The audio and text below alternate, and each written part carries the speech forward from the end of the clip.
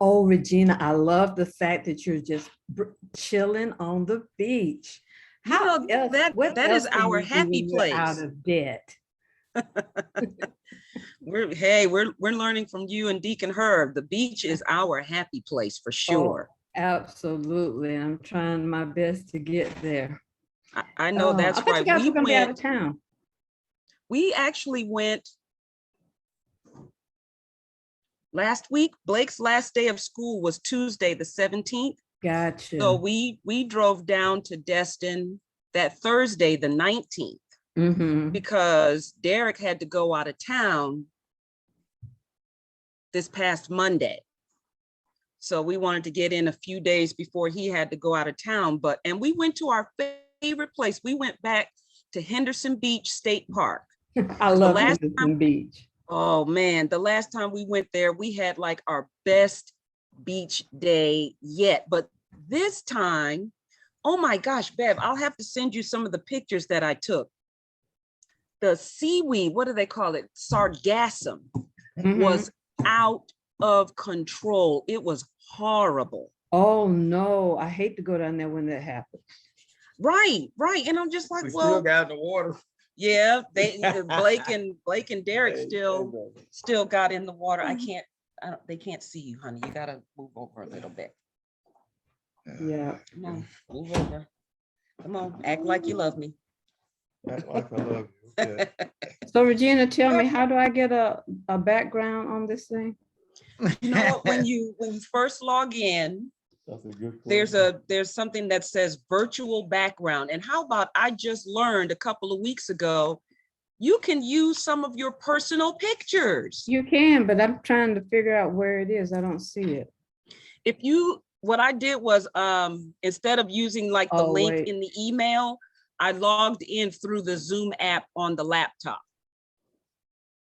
Oh, okay. I'm looking. That's right. We went to the file. I was looking to see if it was on the here. Okay, I'll have to do that later, but yep. Okay, dope. So I'm going to move out of the way.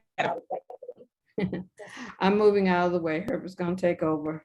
I'm going to come in on the iPad. It's good to see you, Bev. You too. Well, hello, fearless leaders. Hey, Mr. Herb, how you doing, sir? I am doing just wonderful. Excellent. Oh, man, sound like you're doing a little on the nervous side though, but life is gonna be okay. You're not in the hot seat until next week. Oh, I'm not doing it today? No, This is just the third session, man. Oh wow, I thought I was doing it. Oh shoot, let me go ahead and relax then, get me a beer or something. There you go. Root beer. Yeah, I thought I was all ready. Well, good. And I just bought all that stuff, put it in the trash, and start over next week. Nope, you got another week to chillax. Oh, so I'm gonna bring up the rear and finish it out, huh? Yeah, but we're gonna be behind you, bro. Why are you bringing up the rear? Excuse me, man. Yeah. So what's the topic today? Eradicating your debt. Oh, okay. I think people probably have more questions, basics to that. What do you actually do? You know, it's like anything, like we talked about, you got to have a plan, and I definitely believe somehow you got to have some extra increase in there, some extra money somewhere too. Streams of income. So, well, you know what I found out when we first started getting out of debt, but we had quite a bit of extra money. We were just wasting it. Well, that's the other part of it. You're exactly right. You know, until you put that budget down and start getting a little strict with what you're spending, you'll start realizing you're wasting a lot of money on stuff. Mm-hmm. It's amazing what you'll discover when you start writing it down, when you get the courage to write it down. It's kind of like you got a $50 bill kind of stuck back behind some pictures in your wallet. You know, you're saving it for a rainy day. Right. One day you take it out and buy something. At the end of the Oh, day, you yeah. got $5 left. You try to figure out what happened to that $45. That's exactly right. You bust that you bust that 50, it's gone. I mean, it just disappeared right That's quick. it. Once you break it, that's it. It's out of here. It's like, remember that video in Financial Peace Ted was talking about with the $100 bill. He's like, Ben, Uncle Ben. Oh, when it's leaving your hand, like It leaves your attached hand. to the family when he's leaving you. Right. He's Yeah. become a member of the family, and now he's leaving. Yeah. Hello, Sam. Hey. Hey, Hey, Sam. hey, I'm sorry for being late. It's all good. We're waiting No. for some more folks because with it being a holiday weekend. Yeah, I'm actually at a cookout or whatever you want to call Wow, it. look at you. Or shrimp out or crab boil, whatever you want to call it. That's where I am. Oh, So I Nice. had to come away from there, put my food up so I can come to class. I said, I gotta go to class. They're like, you guys saw how I got class now. I got to go now. I'll be back up to eat. but don't eat my food, right? Y'all better not bother my food. Oh no, I put it up now. I told her, I said, come to the refrigerator. They're gonna be going to jail. Oh, Oh. all right now. That's pretty serious. That is pretty serious. Let's see. We're looking for Sharon because she needs to make us the host, because that way we can start and pause the recording. That's recording that. You don't have control of that. I think only the host can do that. Oh, I know, baby. And she's usually on by now. Regina, we thought we were teaching this week. So Okay. she probably made us the host. That's a So- possibility. Oh, let me see.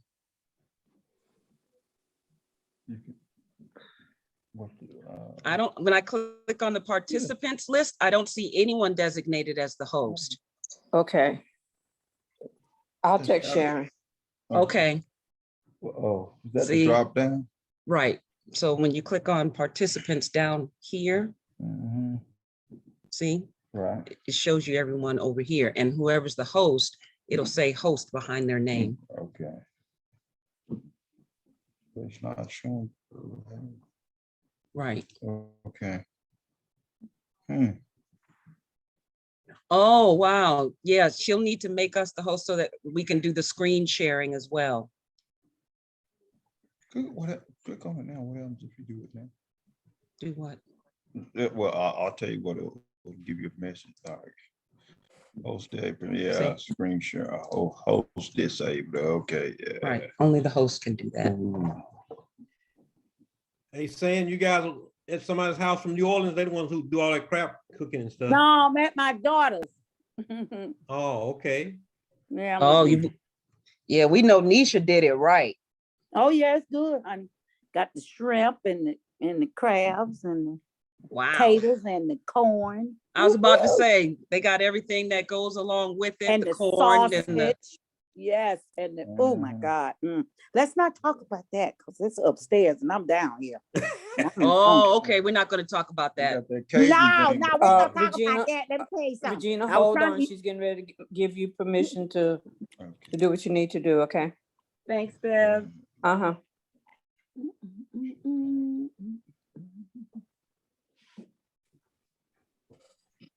Turn the volume down on my phone so I don't get any. It's true. Yeah.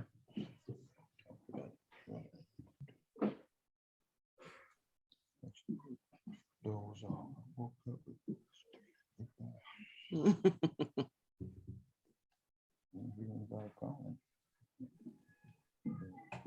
Yeah, that's why I woke up.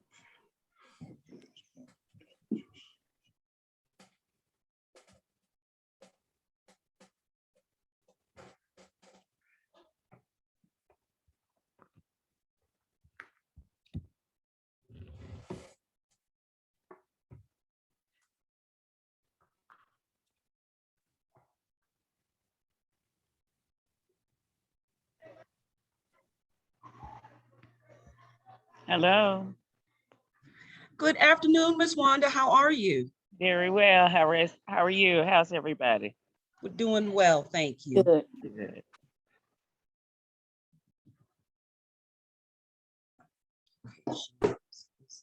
Sharon is on. Was she at church today? Sure. I didn't see her. I thought I might have seen her. Where's one? Who's that Metro? Is that Sharon? Okay, it says we are the host now. Okay, Yeah. good deal. So I'm going in.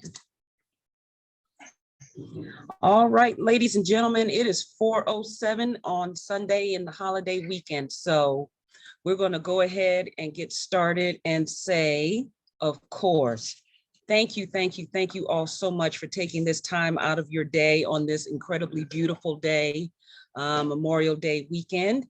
This is session number 3 in the Master Your Money Life Class series. And today we're talking about getting out of debt, eliminating the debt, eradicating the debt, annihilating the debt, however you want to phrase it. That's what we're talking about today. And again, I have my lovely co-host, the love of my life, the head of my household, my wonderful hubby.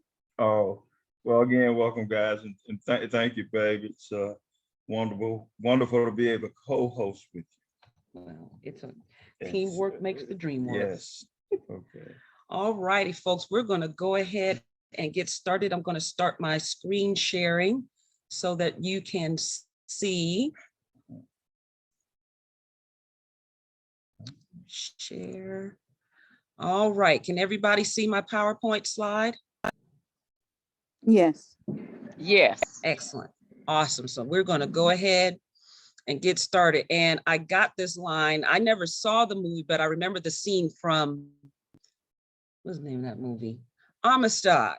Oh, okay. Where, you know, the slaves are in the courtroom and the one he says, give us free.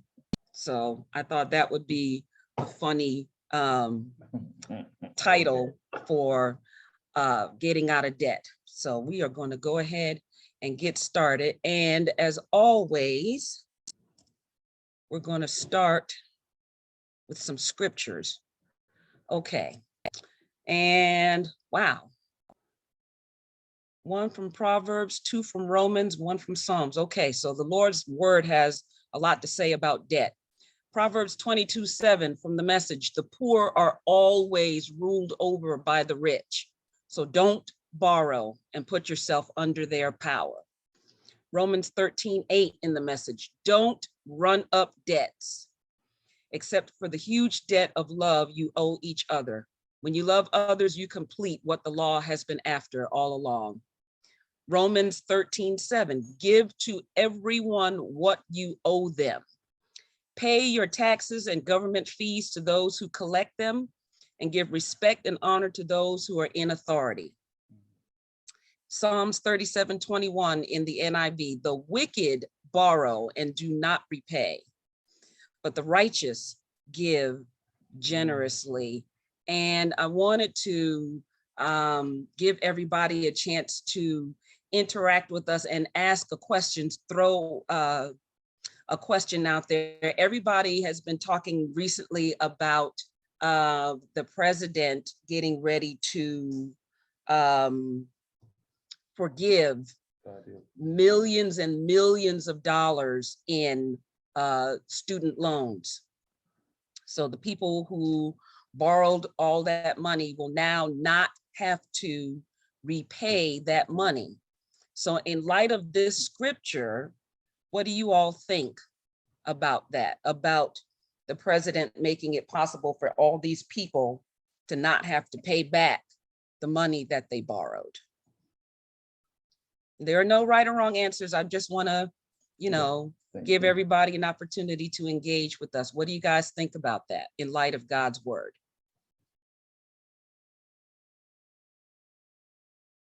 Anybody?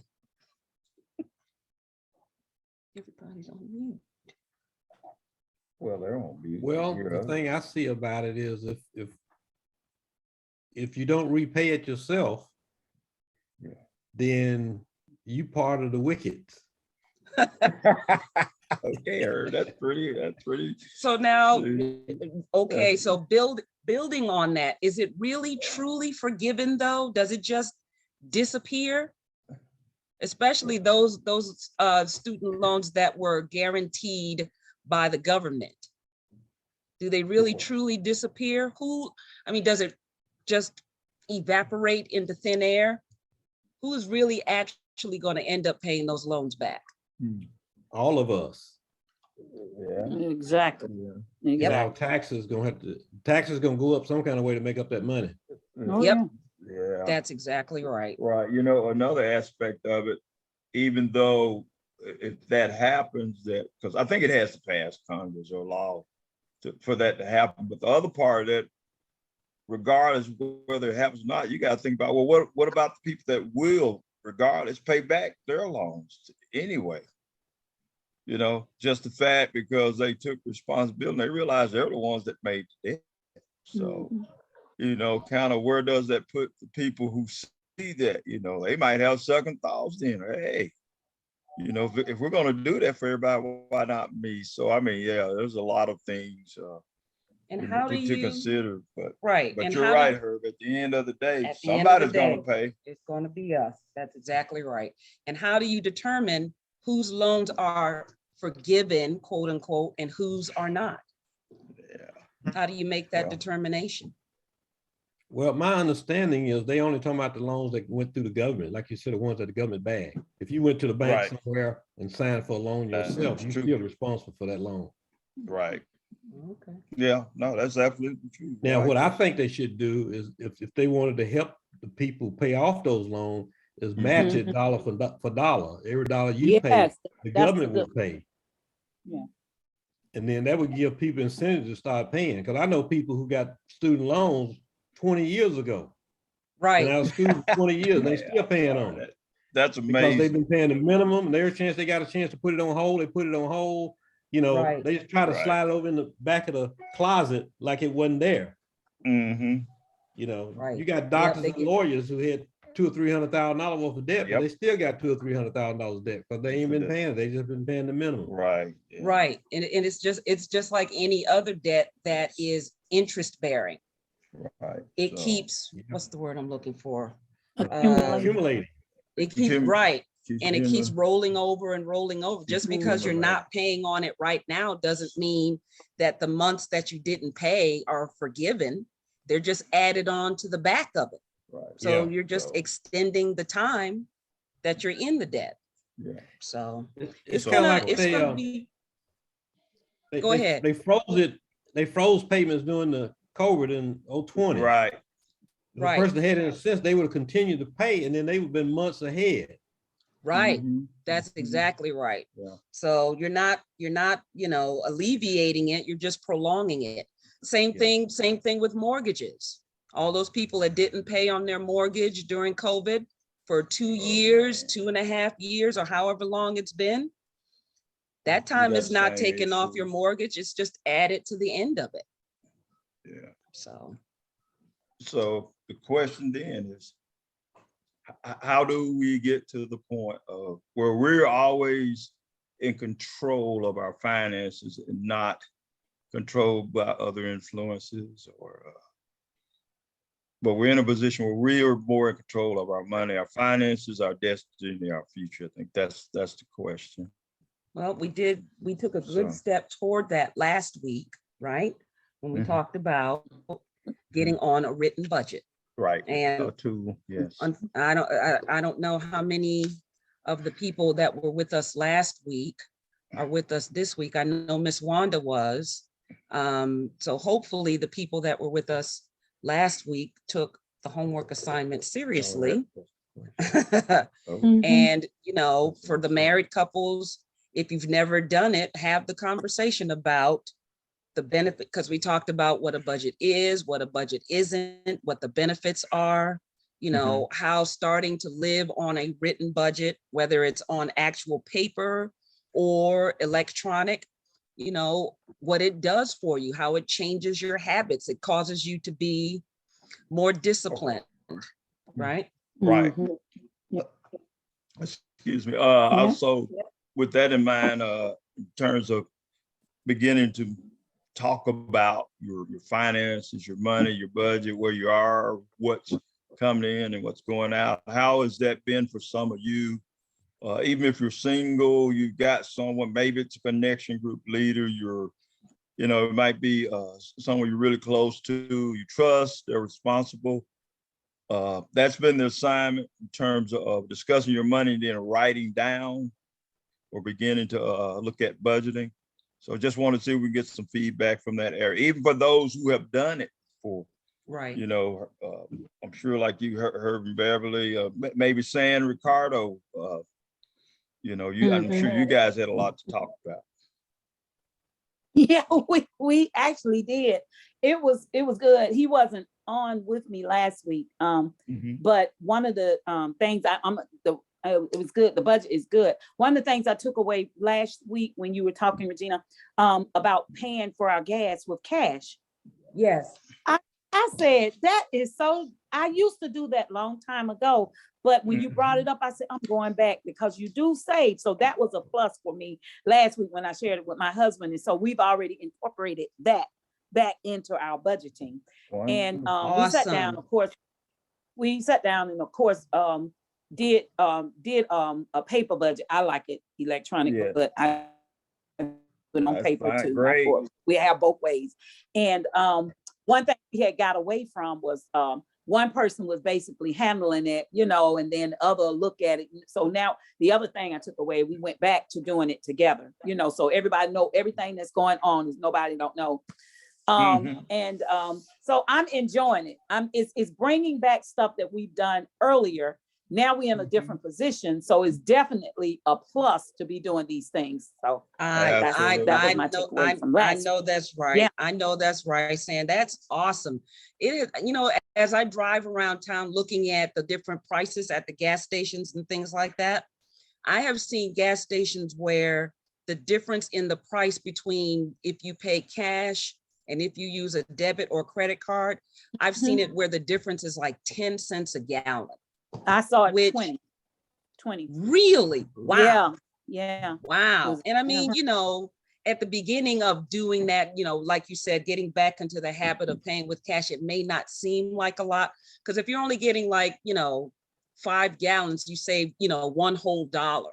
But if you do that every single time you fill up for years, because we've literally been doing that since 2014. Yeah, it's been a while. I wish I could know how much money we have saved using cash, 10 cents a gallon here, 5 cents a gallon there over almost 8 years. Yeah, it adds up. But yes, ma'am, it sure does. That was definitely a plus for us, to get back. It jarred my memory, so I'm excited. Right. Awesome. Wonderful. I like your comment, how, like you said, there was a time you were doing that, your discussion about, okay, here's our, our money, where we're spending, and getting back to that, because the great thing, and you said you're in a better position now, financially, which is great. And that's what's amazed me. Even once you get in a better position, it seems to me you still need to practice those things that keep you moving forward to help you have the success. Right, because all the work that you and Ricardo did to get where you are, these little simple sounding things will help you to stay there.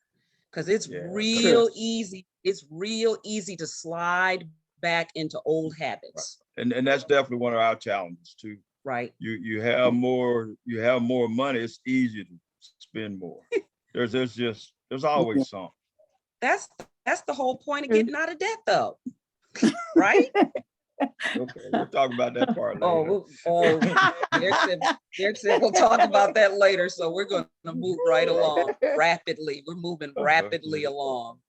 Okay, so let's stop and imagine, how different would your life be right now if you didn't have any debt? No credit card debt, no student loans, no personal loans, no car note, hospital bills, mortgage. Yeah. How different would your life be right now if you didn't have any debt? What could you do? Things that you've always wanted to do if you had more money. You could save more money. We can give more generously. I think, well, for myself personally, I can't speak for anybody else, but for many, many years, for all the time that I've been at Metro, I have come to realize that every single time I felt negative emotions when it came to giving, it's not because I didn't think that what we were giving to was not good soil to plant into. It was because I didn't have it to give. That's why it was always, it had always been for such a long time an area of discomfort. But now that we have freed up some, some discretionary income as a result of getting out of debt, I don't feel that discomfort anymore. So, it's not about, well, it's never been for me a matter of why they always asking for money. How come I can't keep? No, it's never been that for me. It's always been a place of wanting to give and not being able to.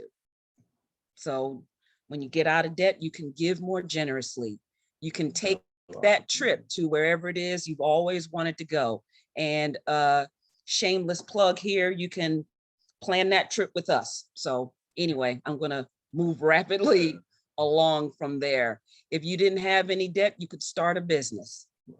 You could go back to school.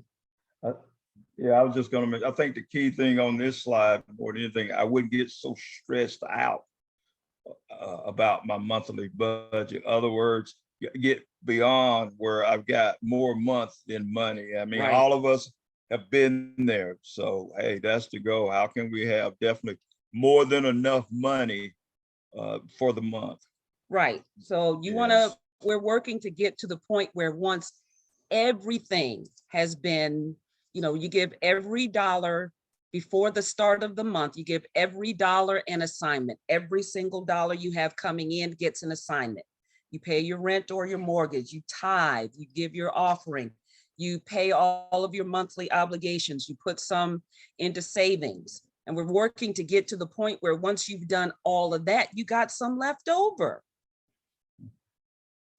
Put some more money in your pocket, make your personal spending money, pocket money, a line item on your budget. Don't, I think a lot of people stop using a budget or they resist starting to use one because they don't make that a line item and you feel deprived.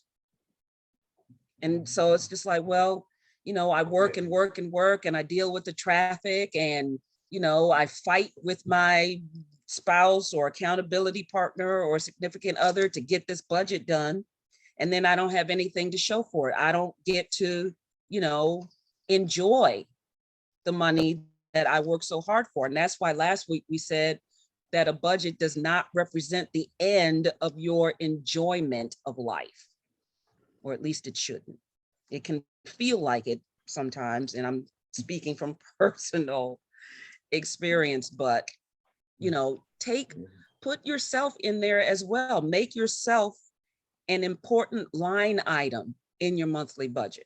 And I mean, depending on where you are and what your goals are, that line item for your pocket money, your whatever you want to call it, blow it the way I want to money, that amount will increase once your debts decrease. So hang in there, but make sure you make your pocket money and savings a line item on your budget. And then you won't get so stressed out when it comes time to have that budget meeting. Because, your debts are decreasing and your savings and your giving and your spending on yourself are increasing. And no matter where you are, that's a good feeling. Well, I think we've covered that very well, so we could. All right, we're gonna move right along. Okay, When we were asked to do these classes and to put together our syllabus, one of the things that we said we wanted to achieve or accomplish with this class was to change our mindset when it comes to debt, because the first step of building or establishing a new habit is changing the way you think about what you do, how you do certain things. And so this was taken from the book, The Total Money Makeover by Dave Ramsey. And so I wanted us to expose and debunk some common myths regarding debt. So the first one is the myth is debt is a service or reward that is offered to help people or to help consumers. That's the myth. The truth is that debt is a product that is successfully and aggressively marketed to people every day. In his book and in his videos, Dave Ramsey says that the product of debt is the most successfully marketed product like out there. Nothing else is marketed to us so aggressively, so persistently, so creatively as the product of debt. And, you know, if you look, no matter what you watch on television on any particular day, it's out there. They're marketing it to us all the time. It's relentless. Another myth, debt is a tool that should be used to create prosperity. The truth is that 75% of the Forbes 400, the 400 richest people in the world, say the best way to build wealth is to get and remain debt-free. So you cannot use debt to build wealth or to create prosperity. And the other thing I would add to that, if it's, let's say a mortgage or let's say even a vehicle, and hear the statement about it's a tool used to create prosperity. I guess to me, in my mind, I wonder how could you ever get to the point of prosperity if you don't own it? In other words, somebody else owns it, you don't. So how do you ever get to the point of prosperity with debt? Right. And for something that you don't own, it's, you know, that's just my thoughts. So yeah, reading that, because you know it's a liability as opposed to an asset. Assets, the things that we own that increase in value, those are the things that go toward creating wealth and prosperity, not our debt. You should get, I hear this all the time, and I used to believe it myself. You should get a credit card to build your credit.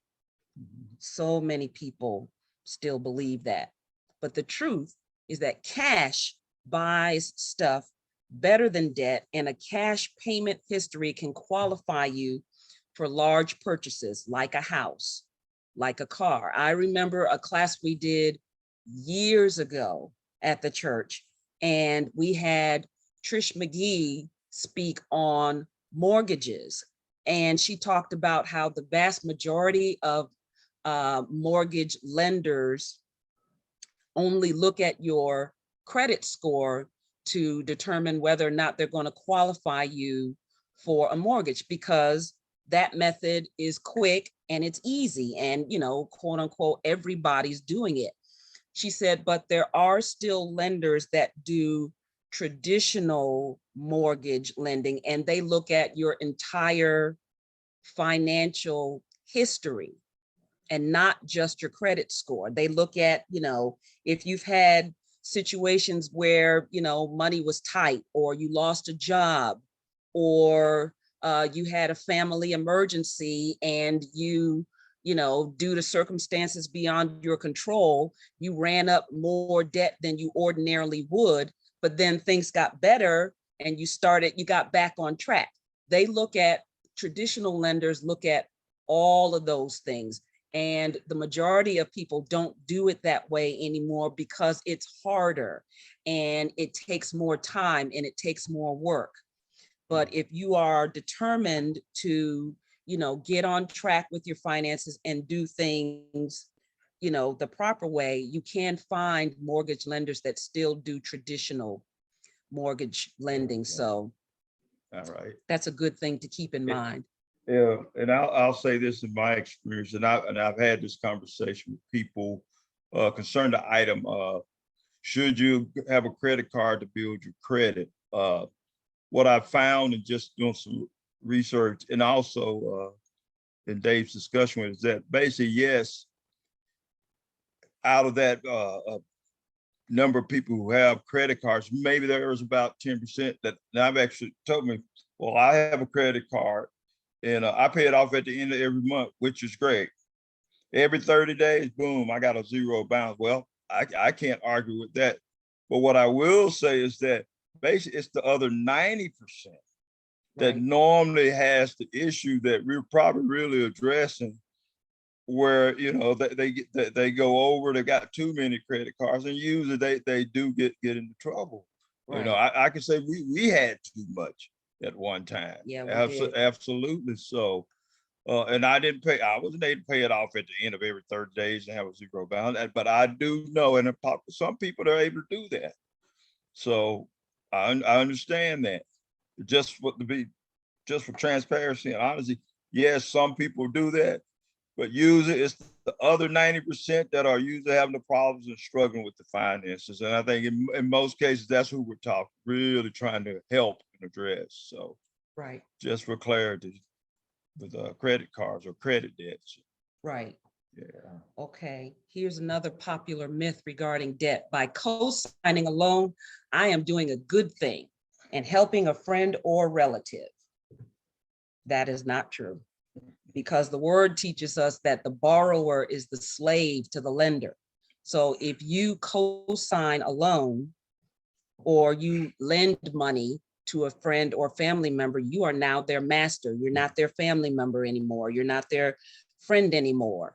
And, because it was a loan and not a gift, you may not be charging interest, but you do still expect to have that loan repaid, right?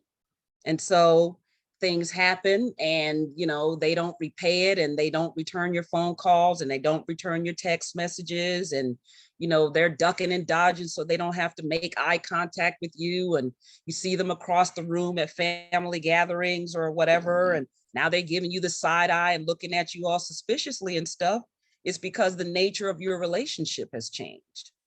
Mhm. The truth is that lenders require co-signers for people that they do not expect to repay the loan. And when, it's not a matter of if, but when they default on that loan, their credit will be wrecked, and so will yours.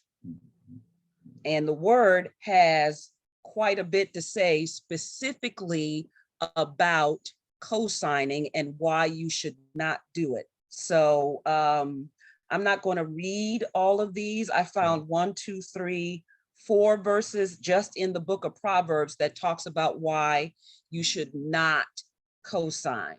And just to list them so you can read them for yourselves, it's Proverbs chapter 6, verses 1 through 5. Proverbs chapter 22, verses 26 and 27. Proverbs chapter 17, verse 18. And then the last one is Proverbs chapter 11, verse 15, all dealing specifically with co-signing and why you should not co-sign. So if the Lord himself says at least 4 different times that we should not co-sign, then we should not co-sign. It is a warning. It is a warning. And if the Lord says something more than once, we need to pay attention. Another common myth: getting your teenager a credit card teaches them to be responsible with money. I hear people say that all the time. The truth of the matter is, getting your teenager a credit card teaches them to spend money that they don't have. If you want to teach your teenager, your young adult about being responsible with money, get them a debit card, because debit cards work on the money that you literally have in the account. So when it's gone, it's gone. And then if they overdraw the account, then you can teach them that all actions have consequences. And because you have overdrawn the account, you now have to do ABC. But getting your teenager a credit card does not teach them to be responsible with money. It teaches them to spend money that they don't have. And then the last myth, I need to have a high FICO score. It shows that I am winning with money. So many people still believe that. I used to believe that. I wanted my FICO score to be, the high 700s into 800. And there are so many commercials now, so many apps, that Credit Karma app that, we get advertised all the time, talks about, boost your score immediately, or maybe that's Experian. I don't know. I get them all confused. And, doing XYZ can boost your credit score. The truth of the matter is that your FICO score is your I love debt score. Dave talked about how, when he was working to get himself out of debt years and years ago, he got to the point where his credit score is 0. It is so funny because he talked about how when he got his credit score to 0 and he had not used any debt in a certain amount of time, they actually sent him a letter because they thought maybe he was dead. It's to the point where if you don't use any debt at all, they figure you must be dead. That's crazy. And in the video, he actually showed the letter that he got from whoever it was, one of the credit bureaus, one of the credit card companies or something. But if you don't use it for a while, it'll go down, which is what you want, because your FICO score is your I love debt score. So I found a graph that shows what all goes into calculating what your FICO score is actually made of. 35% of your FICO score depends on your debt payment history. How long, how well do you service your debt every month? 30% of your FICO score is based on your debt level. How much debt do you have? 15% is based on the length of time you've been in debt. 10% of your FICO score comes from the amount of new debt that you have. And then the final 10% of your FICO score is based on the types of debt that you have. So if you've got rent or a mortgage, if you've got a car note, if you've got student loans, if you've got credit cards, if you've got medical bills, if you've got unsecured personal loans, they look at all the different types of debt that you have. So if this were, a math equation, you look at the common denominator: debt payment history, debt levels, length of time in debt, amount of new debt, types of debt. Your FICO score is your I love debt score. And we should all be working to get our FICO score to 0, because we gotta change the way we think about debt, because you will work more aggressively to get out of debt. You'll be more motivated to get out of debt when you stop thinking of it as a tool to build wealth or prosperity, or a service, or a good thing. So one thing I want to say, make clear now, we're being recorded, right? Yes. Okay. Well, I do know that in the Bible scripture, there is no scripture that says debt is a sin. Okay. Right. Just transparent. There's no scripture that says debt is a sin. Okay. I have not found that Bible. And even Dave says that, and maybe people miss that sometimes. that basically with the Bible, there is no place in the Bible that it says debt is a sin. Now, knowing that, what the Bible does say, and how many times have we not heard this quoted by people that being the head and not the tail, right? So, or basically, even in the Bible, it talks about being a lender and not a borrower. Okay, so I think the bottom line, what God wants for us, is to be in the best position. Right. And debt, again, debt out of control too much is a hindrance to that. But we want to be in the best position where we really truly are. I think number one, givers. And yes, at times maybe people do need lending, but there's a way to handle that, you know. So, but that's the thing I want to be clear about with this court. As much as we talk about no debt, yeah, there's nowhere in the Bible that talks about debt being a sin. Right. Okay. But again, what we want to get in the best position that God has for it. That's why when he talks about all the blessings and abundance, is we're in a position, number one, to give more than anything, and to be able to really help people.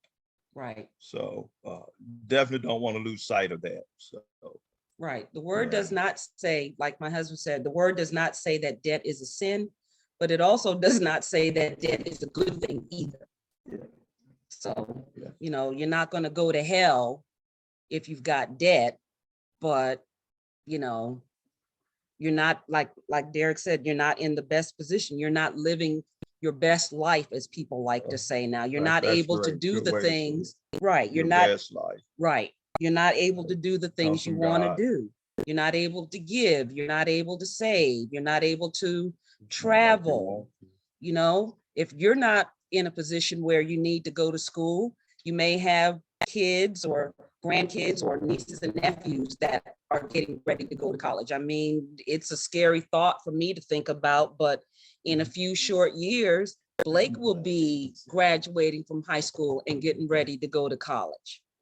So that was something that was in the back of my mind when we were working all those years to, you know, eradicate our debt. We don't want, my prayer is that he will be blessed with scholarships and grants, things that are given that we won't have to pay back, so that we won't have to take out loans for him, because, you know, Derick never had any loans when he was in college. That was not my testimony, okay? I had student loans because right out of high school, when I went to college, my parents took out loans for me to go. And then many years later, when I moved to Atlanta to complete my undergraduate studies, I took out loans myself because, you know, I was not living in my parents' home anymore. And so I took out loans that I was responsible, thank you, for repaying. And, you know, I make a joke that you carry those things around with you like luggage. Those things go everywhere you go. We finally paid those things off. And that was one of the happiest days of my life when I saw that final statement saying that I no longer had any student loan debt. It's, you know, like the picture on the slide. You carry that thing around, that monkey on your back everywhere you go. So anyway, that's how your FICO score is determined. It's your I love debt score. So we got to change the way we think about our FICO scores. Okay, this is the practical, the application part. What are some things we can do? And you know what? We have done all the items that you see on this slide, we have done ourselves. So contact your creditors and see if you can have your interest rates lowered. And I found this out for years and years and years. I did not know that you could actually do that. But if you have been faithful and consistent in your payments, if you've got a good payment history, 99.9% of the time, the credit card companies would way rather make it easier for you to repay them than to have you forfeit or declare bankruptcy and then have that debt where get you to the point where you don't have to repay it. So I did not know you could contact them. And when I did, I was absolutely amazed. So I know from personal experience, you can contact your creditors and see if you can have your interest rates lowered. Another thing that I didn't do, if you, again, I'm telling you, after this class, you are going to watch these credit card commercials on television with a whole new mindset, or at least that is my hope and my prayer, because they all talk about all the benefits, quote unquote, that you get with these cards, the travel points and the cash back. But this is what the Lord told me about that, because they talk about, 2% of every purchase, goes towards, 2% on groceries, and 3% on gas goes towards building up points or cash back or whatever. Okay. But number one, how much debt do you have to accumulate for that 2% to add up to anything significant? And number two, if you're giving me, quote unquote, 2% on every purchase, but my interest rate on that card is 10%, 12%, 15%. Doesn't seem like such a benefit now, does it? Right? So change your cards to quote unquote no frills cards. Tell them, I don't want the travel protection on it. When I travel, I will contact my personal travel advisor and get my travel protection that way. I don't want, airline points. I don't want special, gifts and whatever. Take all of that stuff off. Those type of cards tend to carry a much higher interest rate. And if you cut all that stuff out and get to a bare bones, no frills, no bells and whistles credit card, your interest rates will be significantly lower. I did not know that until, again, I did that for us. Cut up the credit cards. Dave talked about how every time he does a live show, he gets this ginormous pair of scissors, and he cuts them up left and right. And when we got to that session, the very first time we did financial peace, that's exactly what we did. We cut them up right there in front of the class, and people looked at us like we were crazy. But you can still continue to pay on your balance even after you cut the cards up. But when you cut them up, you're not able to use them anymore. So you're not, you can't dig yourself out of a hole, right? If you're in a hole, but you keep digging it deeper and deeper, you're never going to get out. So cut up your credit cards, continue to pay your balance, but know that you're going to get out of debt sooner because you're not adding to what you already have. I think it's sort of like one of the comments we had in the beginning. What it's like you got $50 in your wallet, you may have been saving, but once you have that in its physical cash and you start spending that cash, you start thinking, where did all that money go? Because you actually had it in your hand, and that's what makes you think about it. And I think many times if you start being consistent on items you really truly can use cash with, I think that starts to happen to us. We kind of look at our money a little different, Okay, where did it go? Even a $20 bill, I break it, where did it go? Oh man, once you break it, it's gone. Like we talk about buying gas, we realize, oh man, when we took our trip last week, we filled up, we were down to about 1/8 of the tank, and it was $66. I cannot ever remember in my life getting a full tank of gas for $66. So when I did it for 50, I thought, it's just something because it never happened. Right. And when you use cash instead of just tapping that card, you literally feel it. You physiologically feel it. We talked last week about how when you use cash to pay for things, it literally triggers the part of your brain that causes you to feel pain. If you just tap your card, you don't even have to swipe it anymore. If you just boop, boop, boop, you don't feel anything. When you take that cash out of your wallet and hand it over, you feel that thing. So use cash, like we talked about last week on your budget. Use cash as much as you can. It will change your spending habits. Wow. Another way to eradicate your debt, make more than just the minimum payment each month as much as you can. Even if it's just $5 more than the minimum. And if you need a little extra motivation on your statement for your credit cards and your mortgage too, probably, but I don't look at that statement. Derick takes care of that. But on your credit card statements, you know, like down to the bottom on the side, they'll show you if you make just the minimum payment every month, it'll show you how long it will take you to get out of debt.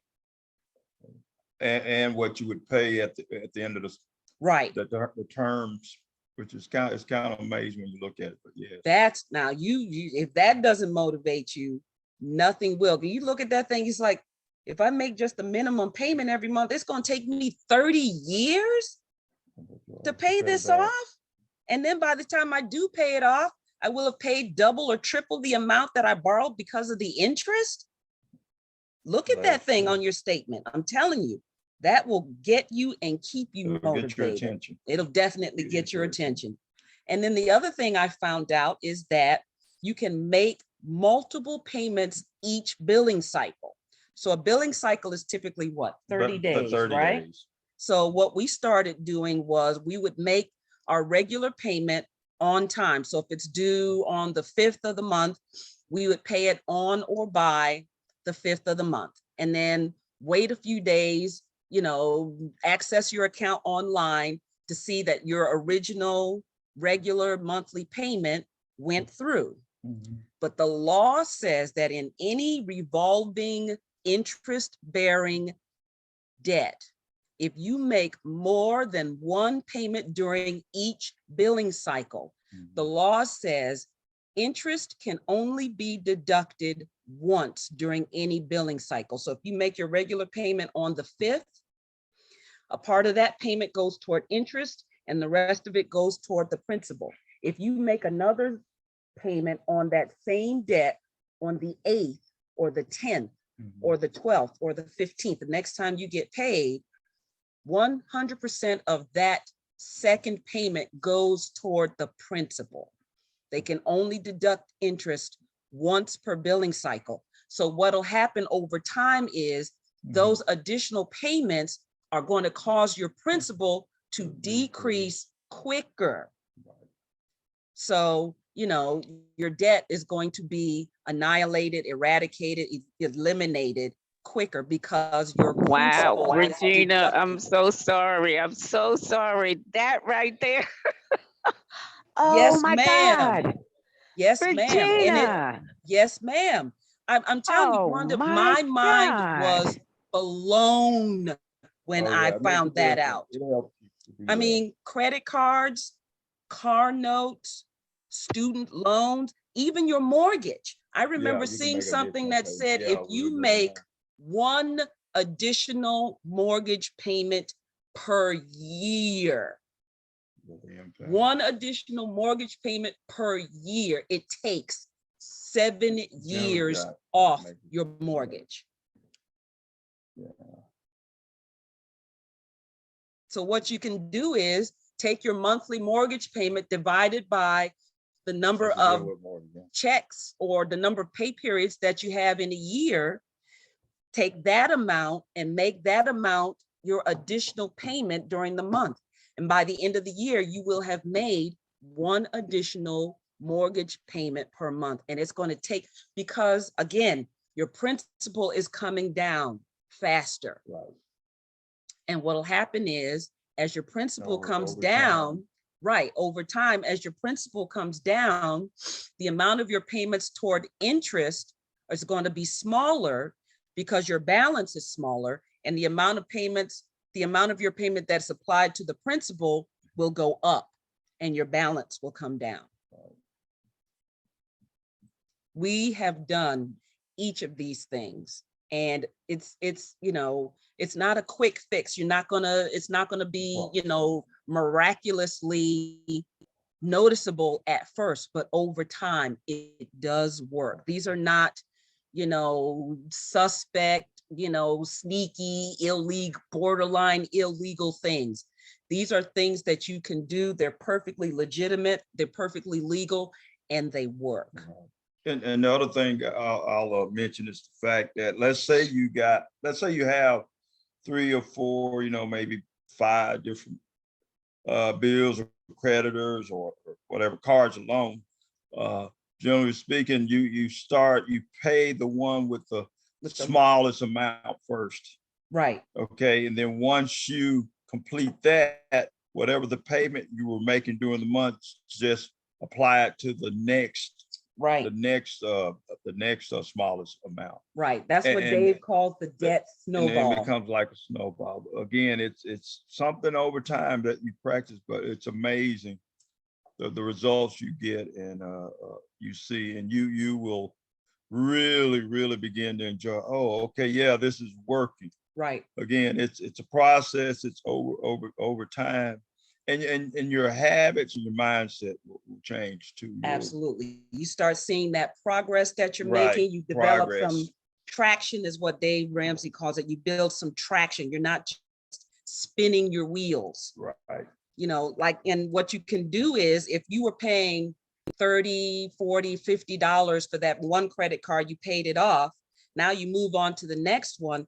The amount that you were paying for that other credit card that you paid off, make that amount what you pay as your subsequent payment during your billing cycle.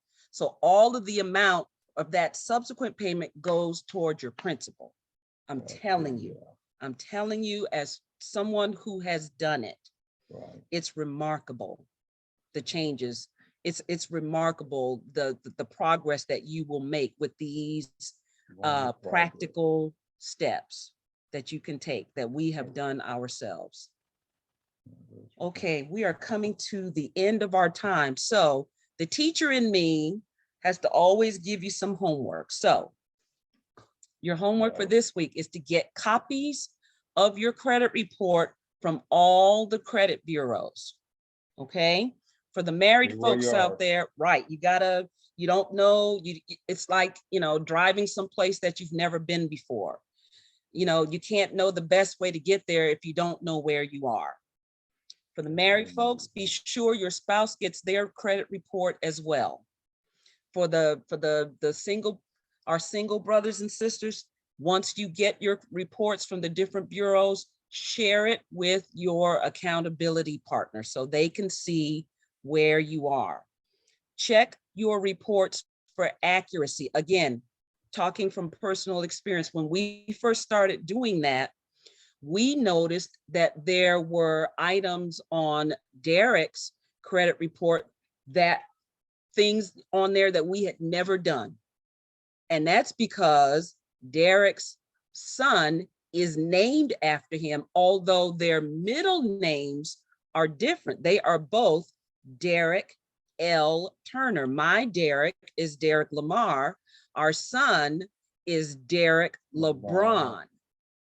But if the people, you know, determining the great FICO score are not paying close attention, all they see is Derick Turner or Derick L. Turner. Or if you've got a son that is named after you, first, middle, and last name, and they don't look at your dates of birth or your different social security numbers, we had items on there that belonged to LeBron.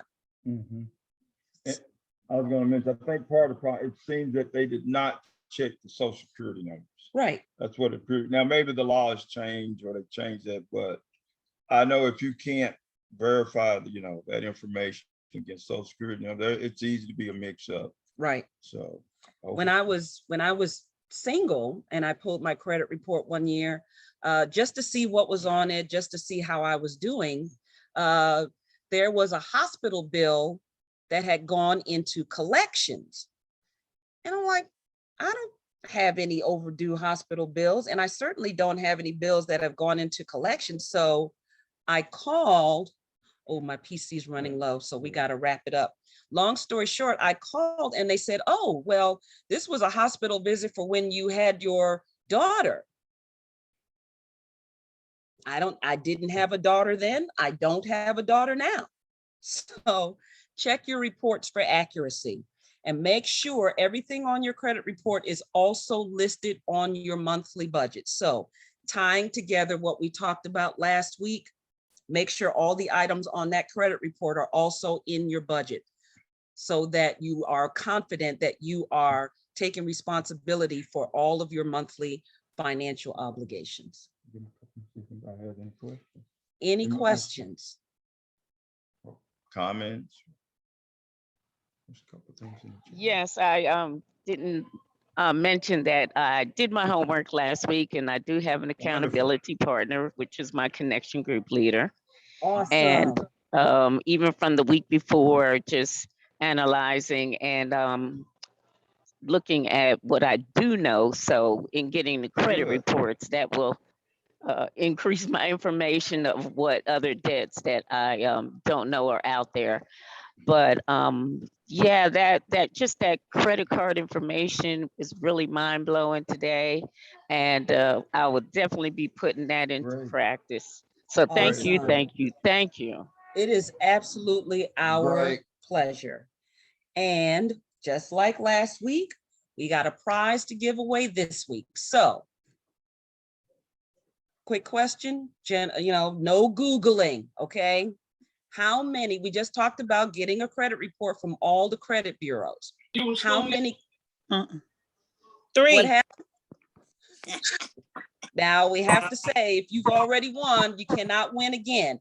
So how many? 3. Sorry, nope, that's not the right answer. I have to laugh at that. 4. Yes. Was that you, Miss Wanda? That was me. Congratulations, you are this week's winner. Yay.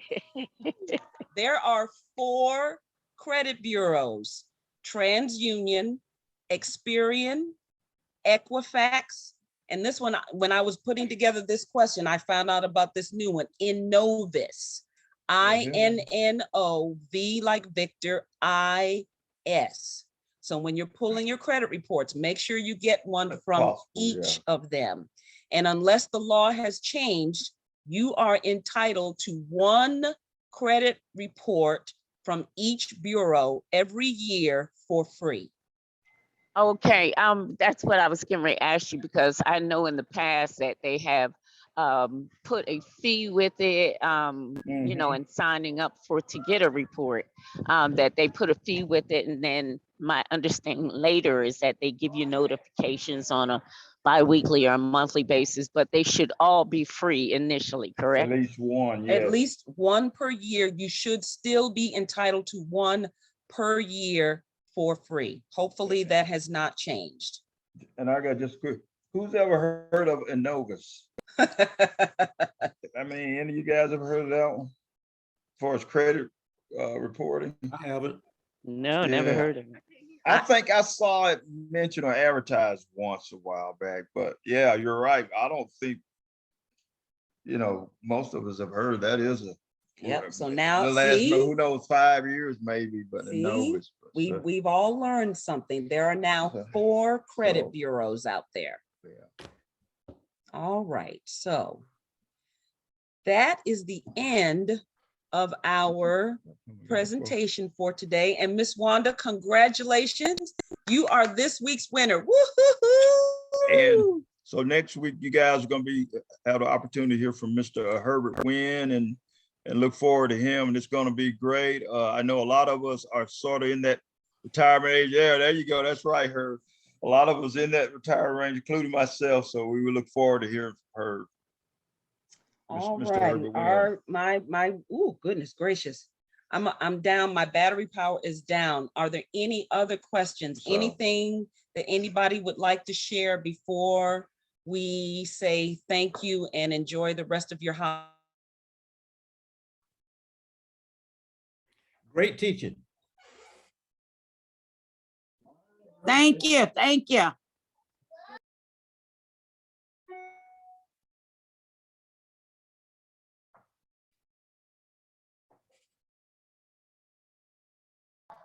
Her PC must have went out. Okay, see you guys later. Okay, Okay. bye-bye. Have a great one. See y'all next week. See you next week, Mr. Herb. It's gonna be fun. Okay.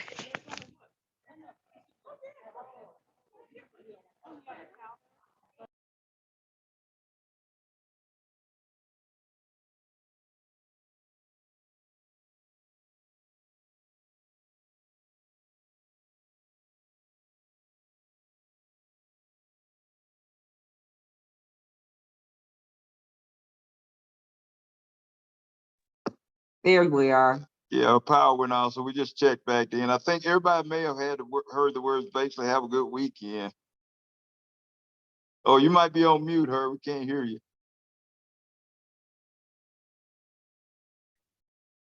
Yeah, we heard it. Everybody else off, just me and Bev was still on. That's what I thought. Okay. All right, man. But I wasn't sure if, you know, the recording had stopped. But if we're not listed as the host anymore, Yeah. nope. It has you guys as the host. So I guess you'll have to stop the recording for us. That's amazing. We Okay, love I'll stop it. Just put in on it. You should see the the light bar. it should say on your screen that it's recording, and it should give you the option to stop the recording.